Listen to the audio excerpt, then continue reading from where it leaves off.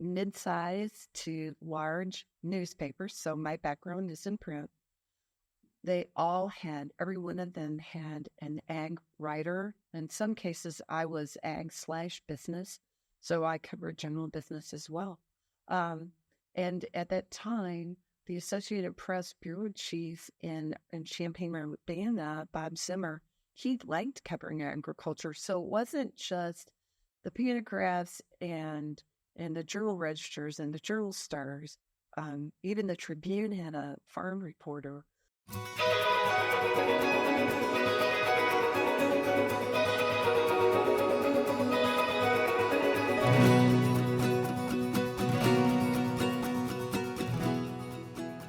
Welcome to Illinois Corn TV. I'm Haley Bickelhoff, the Policy Communications Manager here at Illinois Corn. We are going to feature some informative ag interviews positioning our Illinois farmers to grow. Today, we spoke with Kay Shipman, an ag journalist who worked for over 40 years in the industry. She most recently retired from her job at Farm Week. Now, let's jump in to hear some of her favorite stories. Well, hello, Kay. Thank you so much for being here at Illinois Corn today. I know we just honored you last fall with an award for all of your great work in ag journalism, but we're really glad to have you back again today. Thank you. I was so pleased to get a request. So thanks very much. Well, I know we had a short time to talk last fall, but I'm really excited to have you back on and digging a little bit deeper. So my first question for you is, what is one of the more controversial stories that maybe you covered as an ag journalist, and how did you navigate that? That's a very interesting question because over 40 years, you can have a few of those.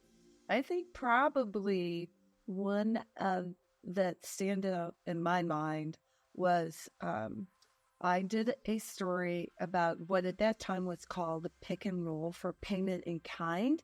It was a very complicated federal government program. And at that time, I was working for a general circulation newspaper, and I had a city editor who ensured that I described this complicated farm program and how it was being used in terms that the general public could understand. He refused to let me use any acronyms. And so, in agriculture programs, that's really tough. But it helped the story flow. It was difficult because that was a Gannett newspaper, and we were kind of breaking this and how it was being used to use higher, more expensive grain as collateral for a government loan, and then purchase cheaper grain in another state, and then therefore the farmer and that elevator operator were able to recoup the difference. So I had to be sure it was 100% accurate. At that time, Gannett was pushing this story nationwide. So I was working with the reporter at the Des Moines Register, and it was kind of the two of us figuring this out. And it kept changing because the USDA and then Congress and others were getting involved. So I appreciated having this editor hold my feet to the fire and not letting me get away with using farm or ag jargon. So therefore, everybody can understand it, not just the farmers, but the general public and others as well. I didn't appreciate it at the time because he kept making me rewrite everything. And I'd say something like base acres, and his eyes would glaze over and he'd say, "Okay, that doesn't mean anything to the average person."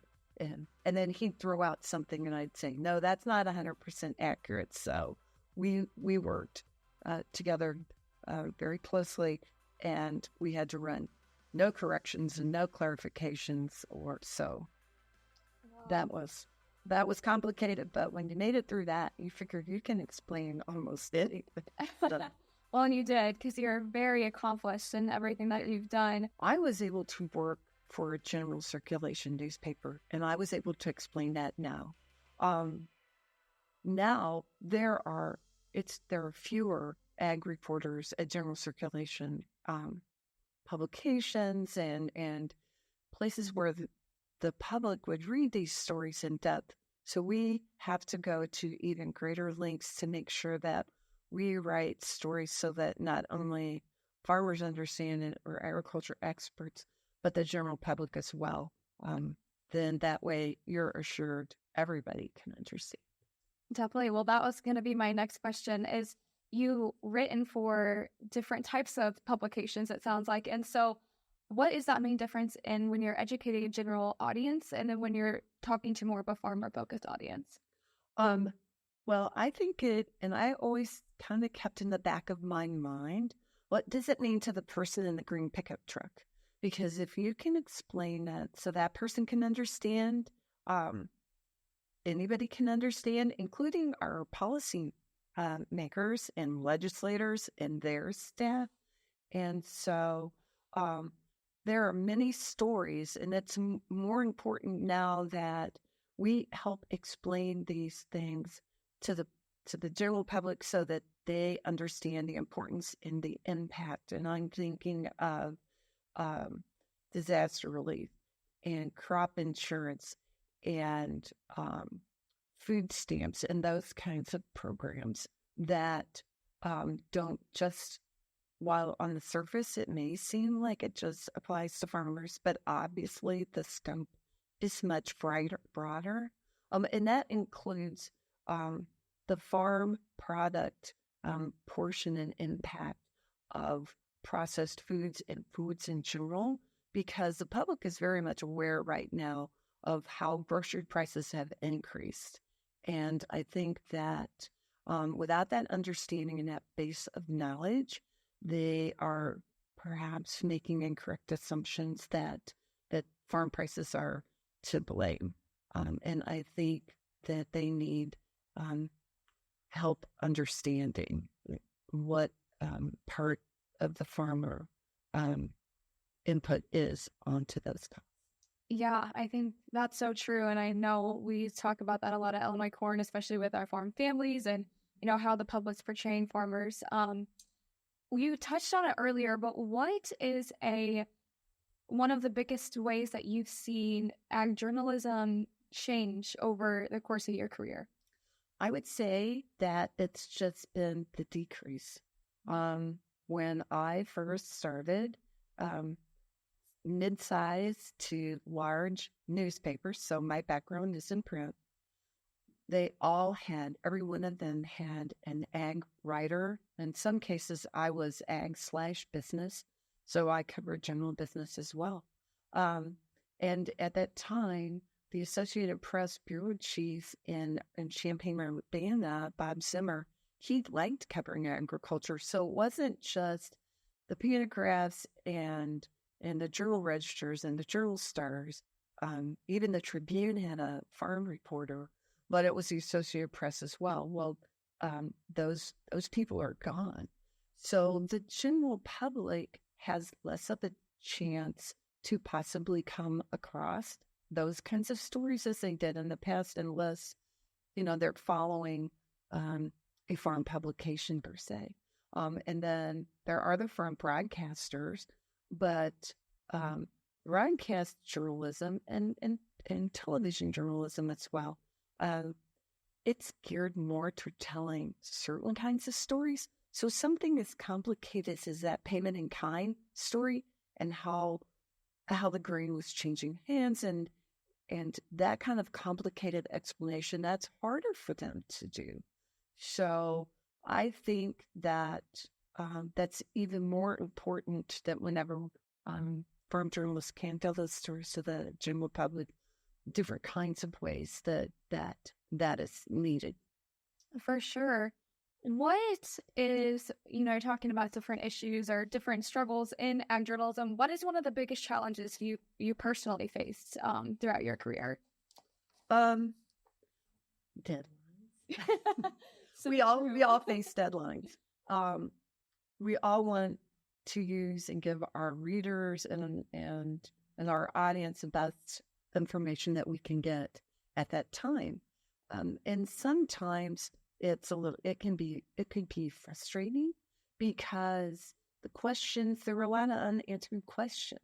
For example, the General Assembly would pass a law. Well, the governor had to sign it, so there was a delay.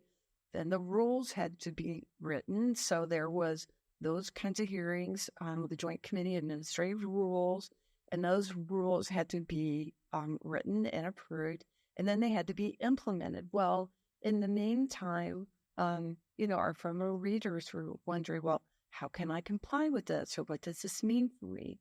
And I would kind of remind them that, hey, if there's a bad storm or a hailstorm or something happens early in the growing season, you have to be patient and wait, because you're not exactly sure what's going to happen as far as your yield goes. So that's kind of the same way. I mean, you might want to know exactly what you have to do to comply with some of these, but that's just not available yet. So as soon as we can get that to you, we will be glad to. For sure. I was curious, do you have a more, most memorable story, or even a story where maybe you were like, wow, this solidifies the point that, this is the career for me? That's an excellent question. Actually, there have been several, but I think what matters most, when it mattered most to me, was when a family of the farm, I was privileged to photograph and interview a farmer who had ALS, Lou Gehrig's disease. And so, and tell his story and explain how that was impacting him. And he was still on his farm and trying to do as much as he could.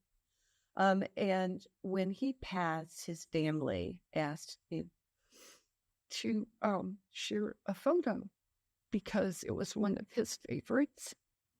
And they used it at his funeral services.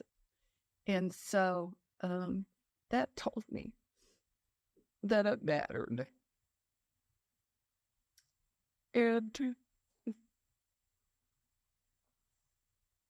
was really beautiful. And that what I did mattered in a lot on a personal level. And so from time to time, I would hear from families that they framed a story I did about their son and gave it to him as a gift, or other mementos like that, and that meant that I touched their lives personally, and it mattered to them. And I always appreciated that they invited me not just onto their farms, but into their homes and shared their stories with me or gave me story ideas. And we all want to make a difference. And we all want what we do to matter. And that was the greatest compliment to me to get that kind of feedback. I'm sure. Well, that's, I'm sure that meant so much to all those people. And it's so touching that you're able to play such a big role in their life. And I totally believe that from all the great work that I've seen that you've done. So, yes, I wanted to ask another question kind of along the lines of some of what we talked about earlier. What are some of the ways that you have seen the relationships between farmers and journalism and media change throughout, your whole career? Well, I think the fundamentals have stayed the same. I mean, they want accuracy. They want to be able to trust you. They want a story that's fair. They want a story that's well-rounded.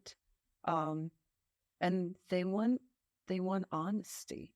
And so those fundamentals remain and will continue on. I mean, much like you and I would want from any source that we speak with or things that we read. That's what we want. I think that that we serve as a resource for farmers, and that farmers, as much as ever, will rely on journalists to help share information about them and their stories. I mean, there are so many avenues of communication right now, all types of media, but that news and that information isn't always vetted. I mean, anybody can put up anything and say that they're a source. And it's vital that the accurate information and the timely information is shared to provide background and tell the farmer's story. Thanks for listening to another episode of Illinois Corn TV, where we share informative ag interviews positioning our farmers to grow. Stay tuned for more content every week, and be sure to subscribe on YouTube or wherever you get your podcasts. We'll see you next week.